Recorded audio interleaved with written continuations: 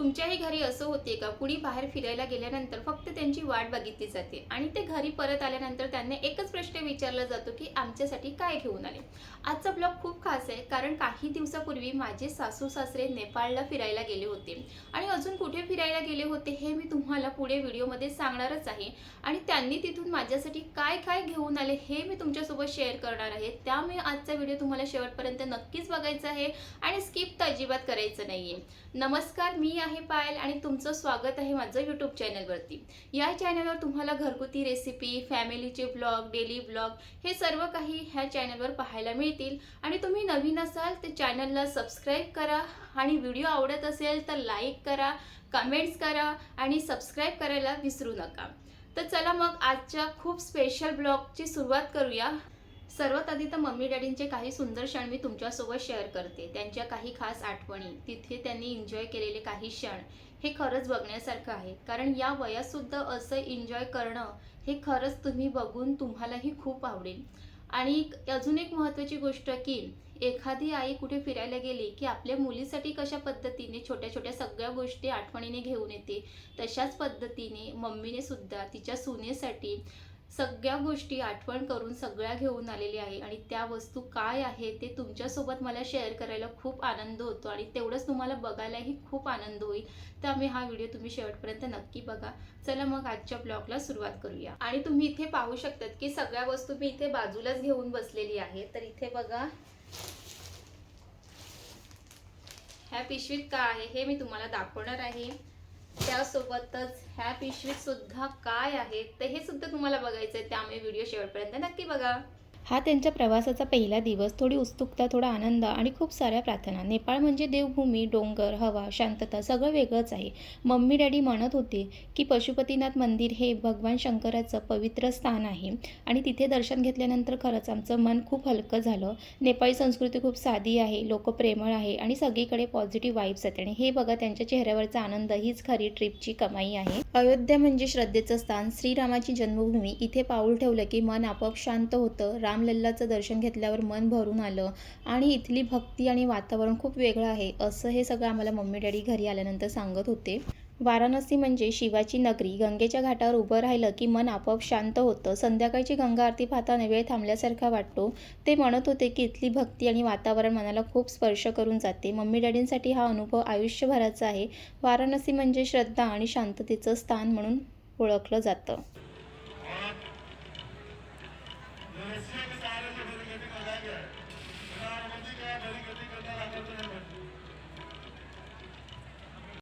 हे बघा, आपल्या मुलांसाठी आयुष्यभर कष्ट करणारे आई वडील आज स्वतःसाठी जगताय. हा आनंद पाहून मन आपोआप भरून येतं. थोडं फिरणं, थोडं नाचणं आणि खूप सारा आनंद. Age is just a number. आनंदाला वय नसतं. असं मुमेंट्स पाहिल्यावर वाटतं की त्यांना ही ट्रिप खरंच खूप एन्जॉय करता आली. मम्मी डॅडी म्हणत होती की आनंद जर मनात असला ना की पाय आपोआप नाचतात. हे क्षण आयुष्यभरासाठी आठवणीत राहील. मम्मी डॅडी, तुमचे येणारे प्रत्येक क्षण तुम्ही असंच आनंदाने घालवा. आणि तुम्हा दोघांचे एकमेकावरील प्रेम पाहून खरंच वाटतं की ह्या वयातही इतकं छान एन्जॉय करतात. आणि आयुष्यातल्या छोट्या मोठ्या क्षणांना खूप आनंदाने जगा आणि एकमेकांच्या सोबत प्रेमाने असेच राहा. हे काही मम्मी डॅडींचे सुंदर क्षण होते जे मी तुमच्यासोबत शेअर केले. चला मग आता मी तुम्हाला दाखवते की त्यांनी माझ्यासाठी काय काय घेऊन आलेले आहे. सर्वात आधी इथे निघालं आहे पर्स. आणि ही पर्स खरंच मला खूप आवडली आहे. आणि ही पर्स न पाहूनच समजते की ही नेपाळवरून घेतली आहे, कारण ना त्यावरती खूप सुंदर असं नेपाळ असं लिहिलेलं आहे. आणि त्याचं मटेरियलही खूप छान आहे आणि कलरसुद्धा क्लासी आहे. त्यानंतर बघूया, इथे ना हिवाळ्यासाठी खास अशी टोपी आणलेली आहे. आणि ही सुद्धा टोपी नेपाळवरूनच घेतलेली आहे. आणि ह्याचा कलर कॉम्बिनेशन खूप छान आहे. घातल्यानंतर खूप सॉफ्ट आणि कम्फर्टेबल वाटते. सगळ्यात आवडती गोष्ट म्हणजे की फक्त थंडीपासून बचावच नाही, तर मम्मी डॅडींची प्रत्येक वस्तूमधून घेतलेली काळजी दिसून येते. आणि हे बघा, खूपच सुंदर असं स्कार्फ आहे. अयोध्याला गेल्यावर तिथून घेतलेलं आहे.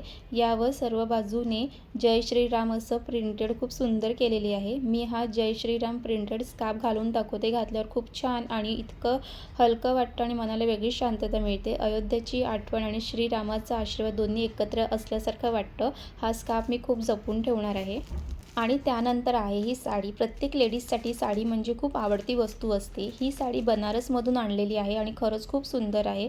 याचा हिरवा आणि लाल रंगाचं कॉम्बिनेशन खूप छान दिसतो. हिरवा रंग म्हणजे सौभाग्यवतीचा रंग आणि म्हणूनच ही साडी मला अजूनच खास वाटते. आणि या साडीची डिझाईन आणि मटेरियल खूप सॉफ्ट आहे, त्यामुळेच ही साडी मला अजून जास्तच आवडली आहे. आणि ही साडी घातल्यावर तर बनारसची आठवण नेहमी माझ्यासोबतच राहील. आणि तुम्हालासुद्धा या साडीचं कलर कॉम्बिनेशन आवडलं का? हे नक्की मला कमेंट्स करून सांगा.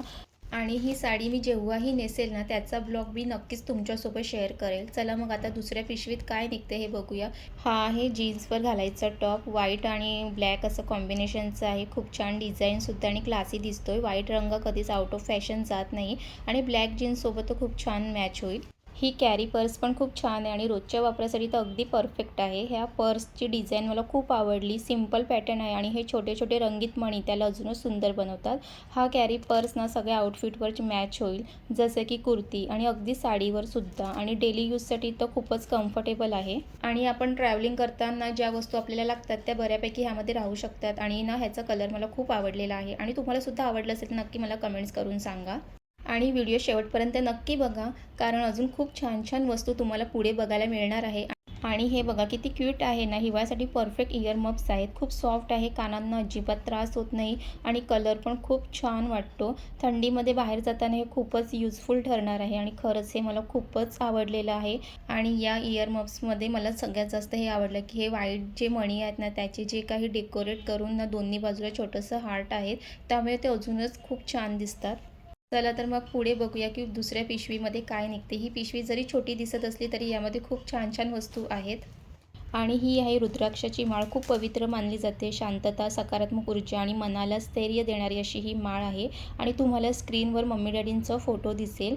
पशुपतीनाथ मंदिरात त्यांनी ही माळ गळ्यात घातली होती आणि अशा पवित्र ठिकाणी भेटलेली माळ खूप खास असते.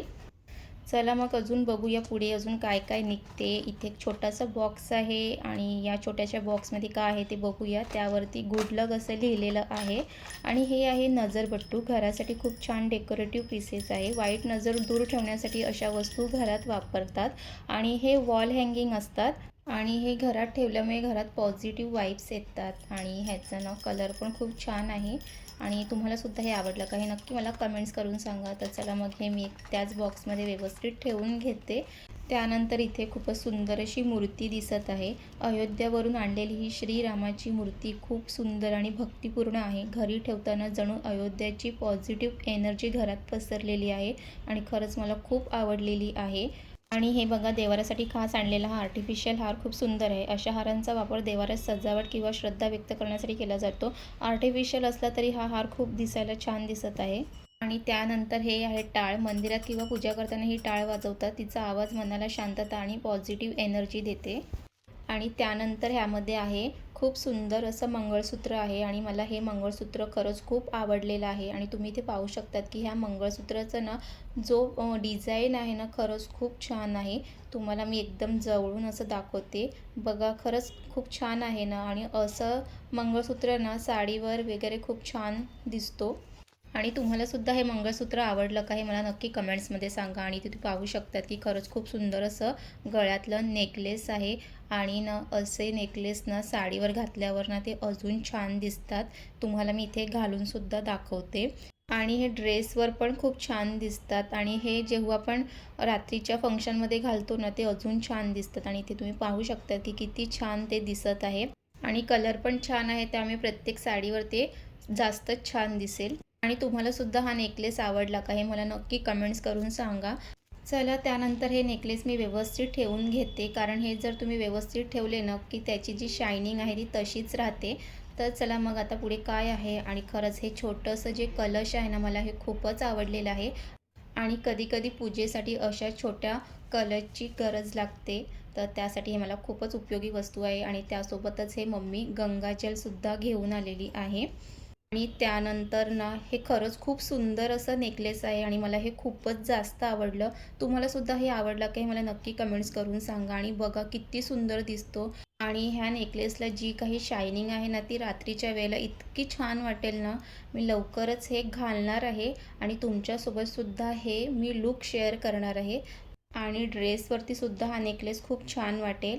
आणि त्यानंतर हे आहे हातामध्ये घालण्यासाठी ब्रेसलेट. खरंच हे पण खूप सुंदर आहे. आणि अजून एक आहे त्यासोबतच दोन्ही हातामध्ये मी एक एक ब्रेसलेट घातलेलं आहे. कसं दिसते हे मला नक्की कमेंट्स करून सांगा. आणि त्यानंतर ना खरंच ही ना व्हाईट मण्यांची ना जी माळ आहे ना खरंच खूप छान आहे. मोत्यांची माळ आहे आणि खरंच ती मला खूपच आवडलेली आणि साडीवरती तर खरंच हे खूप छान दिसणार आहे. आणि त्यासोबतच अजून एक नेकलेस आहे आणि हे नेकलेस ना नेपाळी बायका घालतात. तुम्ही पाहिलं असेल आणि हे घातल्यानंतर ना खरंच खूप छान लूक येतो आणि ह्याची शायनिंग पण खरंच खूप छान आहे आणि मला हे सुद्धा खूप आवडलेलं आहे. आणि तुम्हाला मी एकदम जवळून दाखवते. बघा किती छान आहे ना. तर चला मग त्यानंतर अजून बघूया की अजून पुढे काय आहे. हे आहे कानातले आणि कानातले पण खूप छान आहे. छोटे आहेत पण त्याची जी डिझाईन आहे ना ती मला खूपच आवडली आहे. मी तुम्हाला एकदम जवळून दाखवते आणि बघा खरंच छान आहे ना. आणि ही मोत्याची माळ आणि त्यावरती हे कानातले दोन्ही खूप छान वाटेल. आणि चला मग पुढे बघूया अजून काय आहे. आणि हे आहे किचन जे चावी वगैरे ठेवण्यासाठी उपयुक्त आहे. आणि ह्यामध्ये जे मंदिर दिसते ते मनोकामना मंदिर आहे. त्यानंतर ह्यामध्ये प्रसाद आहे आणि इथे असे 2 बॉक्स आहेत. तर चला मग ते उघडून बघूया की त्यामध्ये काय काय आहे. सर्वात आधी तर त्यामध्ये फोटो आहे आणि प्रसाद आहे आणि त्यासोबतच रुद्राक्ष मणी आहे आणि धागासुद्धा त्यामध्ये आहे. आणि दुसऱ्या बॉक्समध्ये पण सेम तसंच आहे.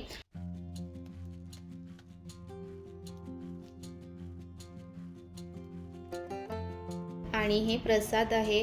अयोध्या, मनोकामना मंदिर, पशुपतीनाथ मंदिर हे तिथून आणलेले हे सर्व प्रसाद आहे. आणि हे प्रसाद खाऊनसुद्धा झालेले आहे. पण मी हे तुम्हाला दाखवण्यासाठी आधीच ते असं कॅप्चर करून घेतलेलं. तर चला मग तुम्हीसुद्धा एकदा लगेच सगळ्या वस्तूंना एकदा बघून घ्या.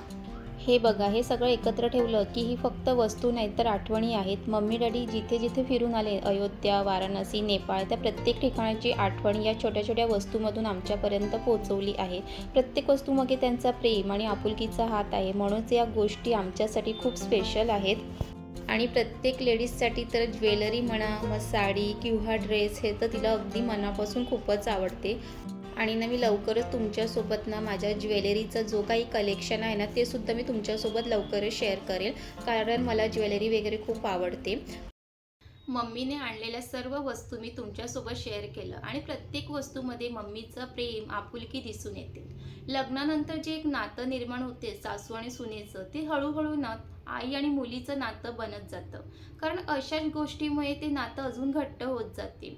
एकमेकांची काळजी घेणे, एकमेकांची आवड-निवड जपणे आणि एकमेकांना अशा छोट्या-छोट्या गोष्टीतून आनंद देणे. हे जे सर्व गोष्टी ज्या नात्यामध्ये दिसतं ना, ते नातं अजून घट्ट होत जाते.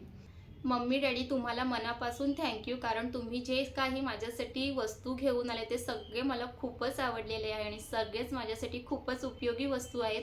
त्यासाठी तुम्हाला परत एकदा थँक्यू बोलते. आणि इथेच दिसून येते की तुम्ही आम्हाला सुना कमी आणि मुली जास्त मानतात. मम्मी डॅडी तुम्ही अशा छान छान ट्रिप्सला जात राहा आणि असेच आमच्यासाठी छान छान गिफ्ट्स घेऊन येत राहा.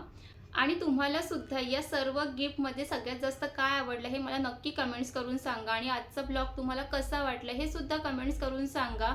आणि व्हिडिओ आवडला असेल तर लाईक करा, कमेंट्स करा आणि चॅनलला अजूनपर्यंत सबस्क्राईब केलं नसेल तर सबस्क्राईब करून घ्या.